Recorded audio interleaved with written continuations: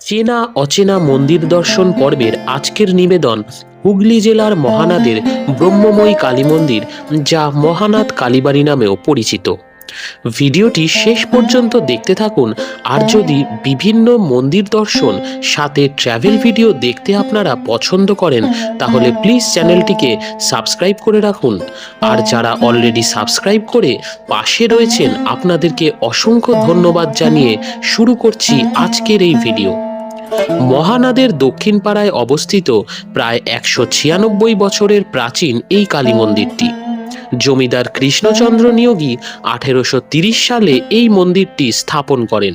সেই সময়কার বিত্তশালী জমিদার কৃষ্ণচন্দ্র নিয়োগীর কাঠ ও চিনির কারবার ছিল। জমিদার বাড়িতে দুর্গাপুজো, লক্ষ্মী পুজো আর জগদ্ধাত্রী পুজো অত্যন্ত ধুমধাম করে পালন করা হতো। তবে পুজো শেষেই প্রতিমা নিরঞ্জন হয়ে যেত। এই বিষয়টা জমিদার কৃষ্ণচন্দ্র নিয়োগীর খুব একটা পছন্দ ছিল না।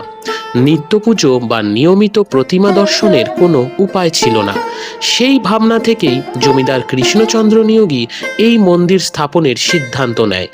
কথিত আছে, এই মন্দির স্থাপনের আগে মা কালীর স্বপ্নাদেশ পেয়েছিলেন কৃষ্ণচন্দ্র নিয়োগী।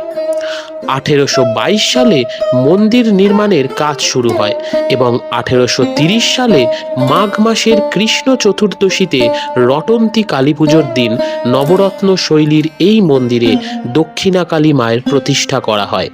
তারপর থেকেই মা এই মন্দিরে ব্রহ্মময়ী দক্ষিণা কালী রূপে নিত্য পূজিত হন। প্রতি শনি ও মঙ্গলবার এছাড়াও বিশেষ তিথিতে মায়ের বিশেষ পুজো করা হয়।